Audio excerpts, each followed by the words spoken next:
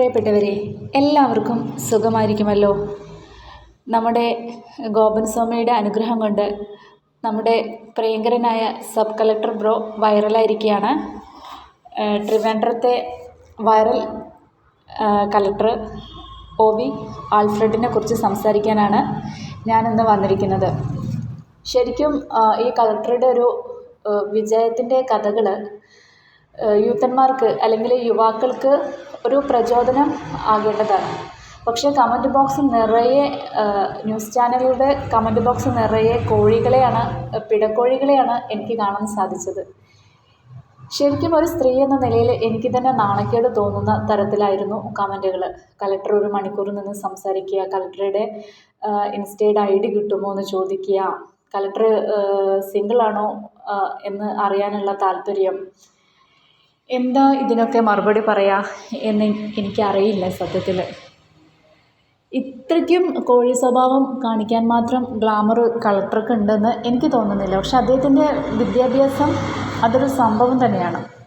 ഈ ഒരു ചെറിയ പ്രായത്തിൽ ഇത്രയും ഉയർന്ന വിദ്യാഭ്യാസം നേടിയെടുക്കാൻ കഴിയുന്നത് ഒരു വലിയ കാര്യം തന്നെയാണ്.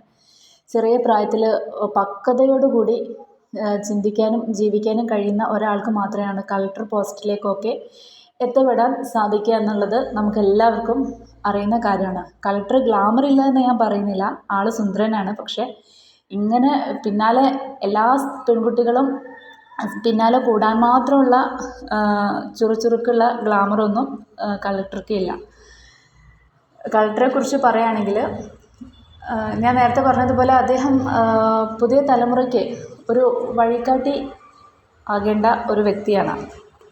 വഴികാട്ടി ആകേണ്ട വ്യക്തി ആണ് എന്നല്ല, വഴികാട്ടി ആണ്.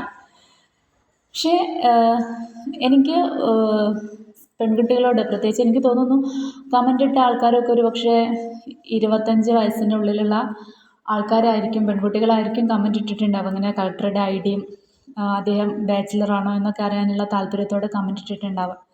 എനിക്ക് അവരോട് പറയാനുള്ളത്, നമുക്ക് ഒരാളോട് ക്രഷ് അടിച്ചാൽ അതിങ്ങനെ ഓപ്പണാക്കി പറയാതെ ഉള്ളിൽ വെച്ചുകൊണ്ട് ആ ഒരു വ്യക്തിയെക്കുറിച്ച് അന്വേഷിക്കുക, അതൊരു സുഖമുള്ളൊരു കാര്യമാണ്.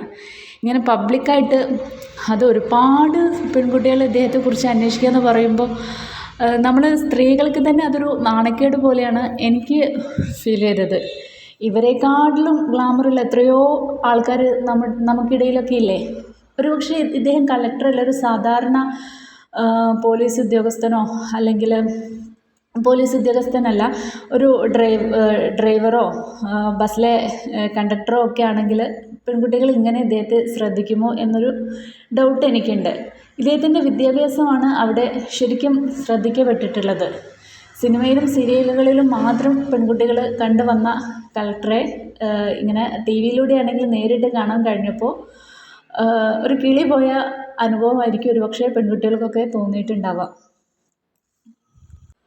വളരെ ചെറിയ പ്രായം എന്ന് വെച്ചാൽ എനിക്ക് തോന്നുന്നു ഇദ്ദേഹത്തിന് ഒരു 30-നടുത്ത് പ്രായം ഉണ്ടായിരിക്കുമെന്ന് കരുതുന്നു. ഈ ഒരു പ്രായത്തിൽ വളരെ ക്രിട്ടിക്കലായിട്ടുള്ള സിറ്റുവേഷൻ സ്മൂത്തായിട്ട് കൈകാര്യം ചെയ്യാൻ ഇദ്ദേഹം കാണിച്ച ഒരു സാമർത്ഥ്യം അത് ശ്രദ്ധിക്കപ്പെടേണ്ടത് തന്നെയാണ്.